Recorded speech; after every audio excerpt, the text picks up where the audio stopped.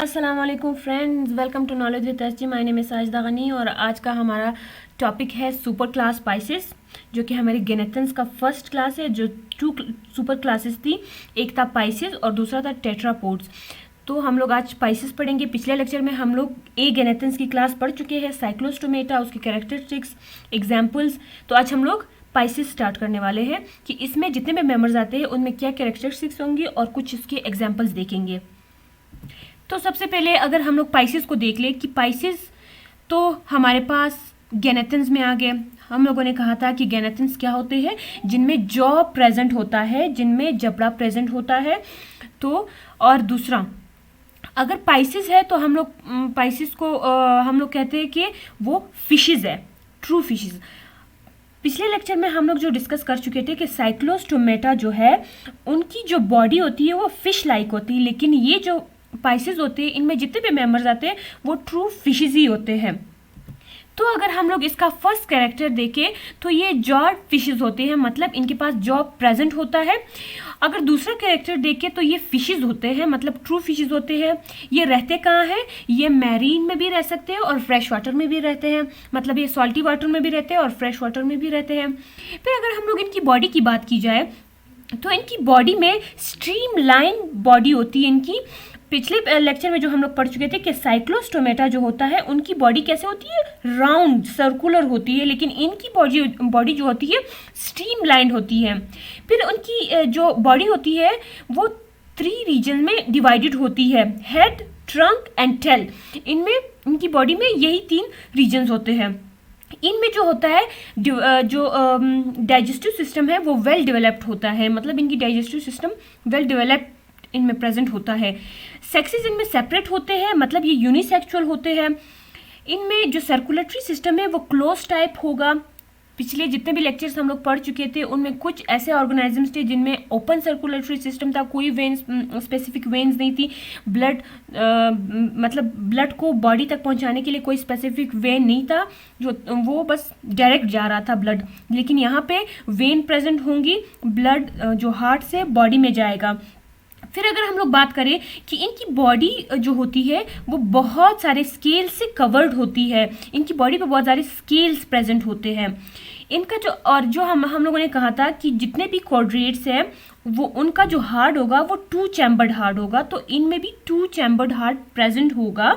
Ventral side पे इनका heart present होगा।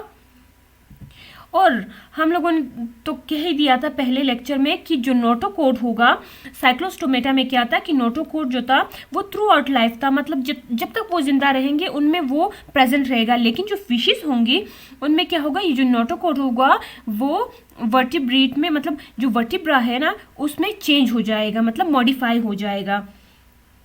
फिर अगर हम लोग बात करें कि इनमें जो होते हैं पियर फिन्स प्रेजेंट होते हैं, लाइक ये देखिए डॉर्सल फिन है, क्वाड्रल फिन हो गया, इनल फिन हो गया, लेटरल लाइन इनमें प्रेजेंट होती है जो सेंस ऑर्गन्स की तरह काम करती है, लेटरल लाइन। फिर ये जो पेल्विक फिन्स है, पेक्टोरियल फिन्स है, ऊपर कूलन जो हम लोग पढ़ चुके थे कि वो क्या होता है। फिर उसकी अगर हम लोग बात करें कि ये जो फिन्स है उनका मेन फंक्शन क्या होता है, स्विमिंग में हेल्प करना, स्विमिंग में इनके लोकोमोशन में हेल्प करना। फिर अगर हम लोग बात करें कि इनकी जो बॉडी होती है, इनका जो ब्लड होता है वो कोल्ड ब्लडेड एनिमल्स होते हैं, ये पोइकिलोथर्मल, मतलब ये इनका जो ब्लड होता है वो कोल्ड ब्लडेड होता है। ये किसी भी मतलब अपने अंदर के टेम्परेचर को ये मेंटेन कर सकते हैं, चाहे सर्दी हो चाहे गर्मी हो, ये अपने अंदर के टेम्परेचर को मेंटेन कर सकते हैं। ये respire bye means of gills, मतलब ये जो सांस लेते हैं ये गिल्स के थ्रू करते हैं।